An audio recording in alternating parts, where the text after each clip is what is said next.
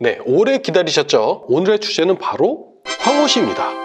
옛날 학창시절 당구 80 정도일 때 150 치는 친구가 이걸 보여줬는데 정말 쇼킹 그 자체였죠. 여러 번 도전하다 보니 당구 수지가 올라갈수록 자연스럽게 성공률도 올라갔지만 당시 채워지지 않는 갈증이 있었는데 도대체 어떻게 이것이 가능한지였습니다.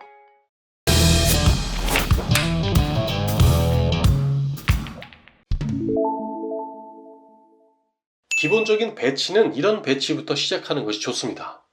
스네이크샷과 바운딩샷은 속칭 황호시라고 부르는데 강하게 밀어치기라고 이해하시면 될 것 같아요.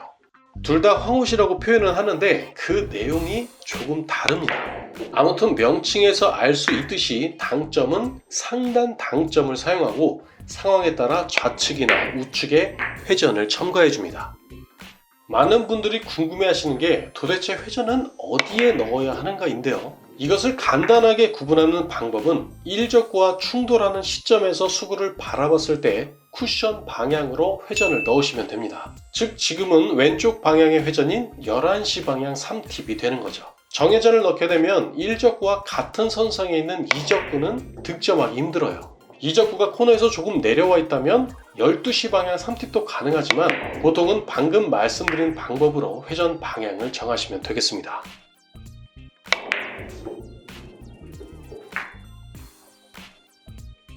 일단 황호시가 되려면 정확한 두께와 당점으로 쿠션 근처에 일적구를 맞춰야 됩니다.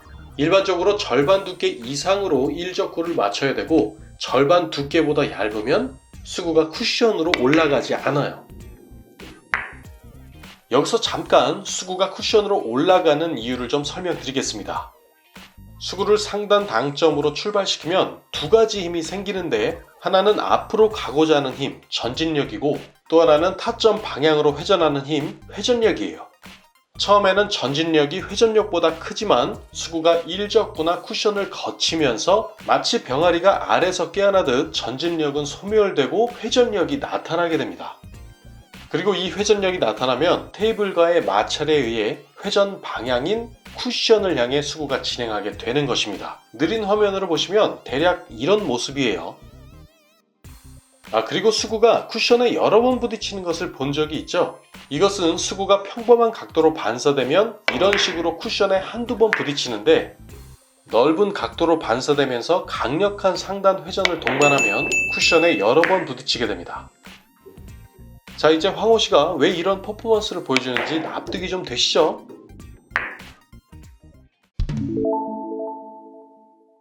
조금 아까 스네이크샷과 바운딩샷이 조금 차이가 있다고 말씀드렸었는데요. 같은 배치라도 일적구와의 두께에 따라 스네이크샷이 될 수도 있고 바운딩샷이 될 수 있습니다.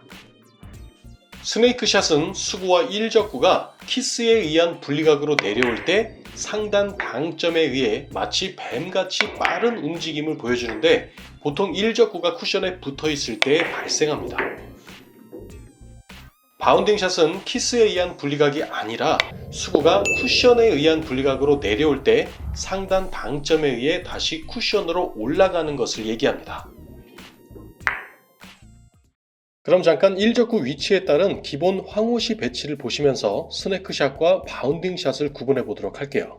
지금은 일적구를 거쳐 쿠션에 의해 반사될 때 상단 회전이 작용하는 바운딩샷입니다. 얘는 딱 봐도 일적구와 키스가 나죠? 키스가 난 후 상단 회전에 의해 쿠션 쪽으로 올라가는 스네이크샷입니다. 이제 구분되실 거예요. 쿠션에서 나올 때 상단 회전이 작용하면 바운딩샷이고요. 일적구와 키스가 날 때 상단 회전이 작용하면 스네이크샷입니다. 네, 스네이크샷이죠. 하지만 승부처에서는 좀 더 확률이 높은 공략을 해야 된다는 점은 꼭 기억해 주세요. 난이도는 아무래도 두께만 잘 맞으면 중단 당점으로도 들어가는 스네이크샷보다 두께와 당점 모두 잘 맞아야 하는 바운딩샷이 더 높다고 할 수 있겠습니다.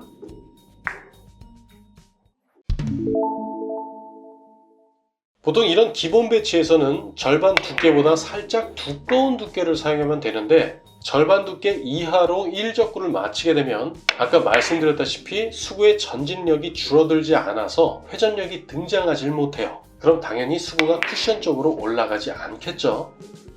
두께를 너무 두껍게 써도 안 돼요. 1적구가 쿠션에 붙어 있다면 생뚱맞게 키스가 날 수도 있고, 쿠션에 떨어져 있어 키스가 안 나더라도 이런 결과가 될 수 있습니다.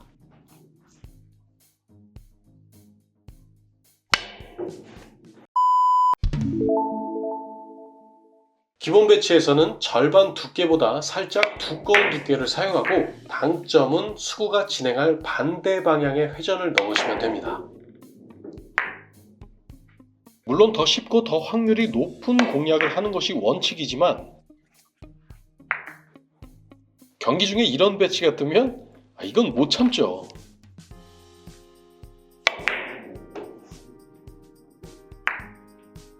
반대편도 같은 방법으로 치시면 돼요.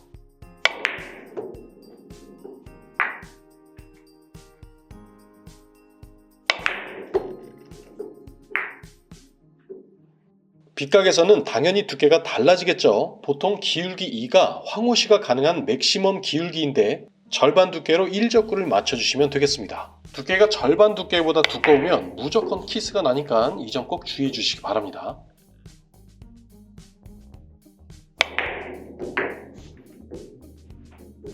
쓰리 쿠션을 칠 때 종종 나오는 되돌리기 배치입니다. 2분의 1 두께와 3분의 2 두께의 중간쯤으로 두께 조절을 해주세요.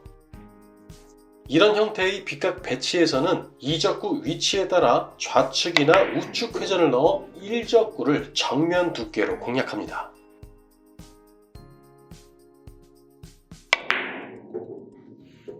아하이! 자, 어떻게 보면 오늘 영상의 핵심이라고 할 수 있는데요. 강한 밀어치기가 아직 익숙치 않은 분들이라면 빠른 스피드로 상단 당점을 친다는 것이 굉장히 부담스러울 거예요. 그래서 당구 수지가 다소 낮아도 쉽게 황호시를 칠 수 있는 짧고 간결한 스트로크를 소개해 드리려고 하는데, 제가 예전에 끌어치기 편에서 소개해 드린 핑거 그립 기억하시죠? 한 번만 봐도 바로 기억할 수 있긴 하지만 못 보신 분들을 위해서 잠깐 엑기스만 보여드릴게요. 핑거 그립은 말 그대로 손가락으로 그립을 잡는 건데요. 엄지와 검지 그리고 중지로 그립을 살포시 잡아줍니다.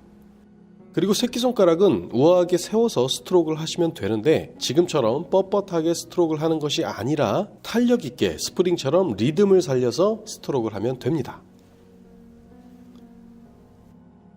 아예 세 손가락으로만 잡아도 되기는 하는데 임팩트 시 당점이 흔들릴 수 있기 때문에 가급적이면 약지로 서포트 해주시기 바랍니다. 끌어치기는 큐의 스피드가 점점 빨라지면서 수구를 타격해야 되기 때문에 연습 스윙 때 리듬을 타는 것이 좋은데요. 강약, 중강약, 강약, 중강약 이게 아니라 강약, 강약, 강약, 강약 이런 식으로 리듬을 타시면 되겠습니다. 그리고 리듬을 탈 때는 이렇게 뻣뻣하게 타는 것이 아니라 마치 손목에 뼈가 없는 것처럼, 또는 내 손목은 스프링이라는 생각을 하면서 리듬을 타주시면 아주 좋습니다.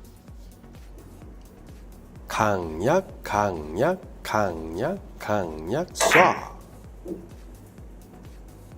강약, 강약, 강약, 강약, 쏴!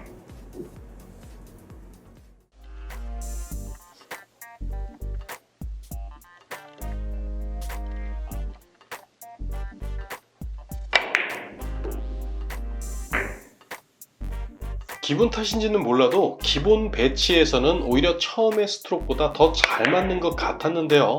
이 핑거 그립이 손목 스냅을 이용해서 순간 스피드를 잘 만들어주기 때문에 끌어치기를 할 때도 좋고, 당점을 올려 밀어치기를 할 때도 아주 유용합니다. 다만 황호시에서 사용할 때는 이왕 튕기는 손목을 좀 더 튕겨서 파워를 높여주시면 되겠습니다.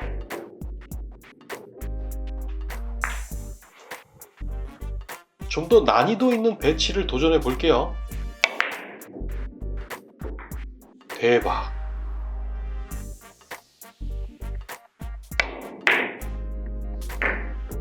잠깐, 이거 너무 잘 되는데?